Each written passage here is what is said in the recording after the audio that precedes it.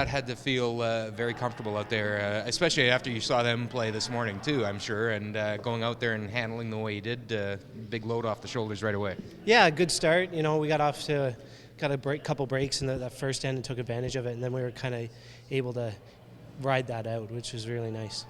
I mean, you guys are used to this circumstance by now this season, obviously playing without Brad, and the fact is you're ranked first on the Canadian team ranking system, and you're there for a reason. What have you liked about the way the team has performed coming in here? I just think everyone's kind of doing their job. We're playing really well to start, and everyone's doing the little things right, and getting some breaks along the way, and that's about it.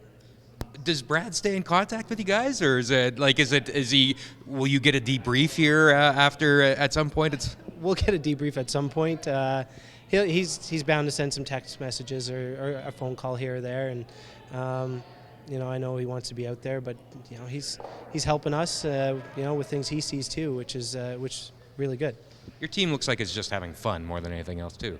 Yeah, it's easy to have fun when you're playing well, and hopefully this is just the start of a good week. Okay, they grinded it out there a little bit for you, but made the shot at the end, and that's the key for you. Yeah, no surprise, John's team. They always seem to hang around, but we built up a good lead, which was nice, and played a good enough end of the game to pull her out. Yeah, your season probably not at the top form that you guys would have liked, but obviously getting the win in Red Deer coming in here must have helped confidence. Not that confidence is typically an issue, but it validates, I guess, a little bit too. Yeah, I mean, anytime you can win out here is good. We've just had a couple tough games at the Slams to just miss the playoffs, really. We've had a couple wins, won the Shorty as well. So a couple wins this year. We haven't played a ton, but, we've kind of tried to peak for this event, and so far, so good. And I guess that is the key, is kind of managing your season and peaking at certain events, such as this one, such as the Tim Hortons Brier. Is that kind of the mindset that you guys entered this year with? Yeah, for sure. I mean, you can't be at your best every event, no matter how much you'd like to. And, we only have certain weekends we can get together and practice. And so we pick a few events a year to get together and practice for. And this is one of them. And, last year it obviously worked out great for us. And hopefully, that form continues. Steve, how important was that for you guys to get off on a winning track against, obviously, a very good curling team? Yeah, huge to get off to a good start, especially in this field. There's not going to be any free spots in the week, so you got to pile up the wins early, and because it isn't like you're going to have that soft spot where you're guaranteed some wins late. People don't see a ton of difference when they see a 10-end game versus an 8-end game, but I know it kind of changes the whole mindset in so many ways, and I imagine this is your first 10-end game this year, isn't it? Yeah, for sure, our first 10-end game of the year, and it is completely different. Obviously, you don't care about home end hammers as early in the game as you do an 8-end game, so we actually let them blank the 5th end. We didn't really care.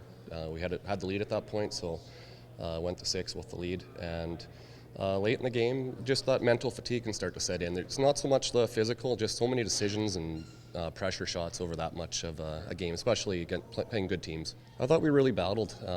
Came out and learned the sheet pretty quick. They had a bit of an advantage there because they played the early draw and we didn't.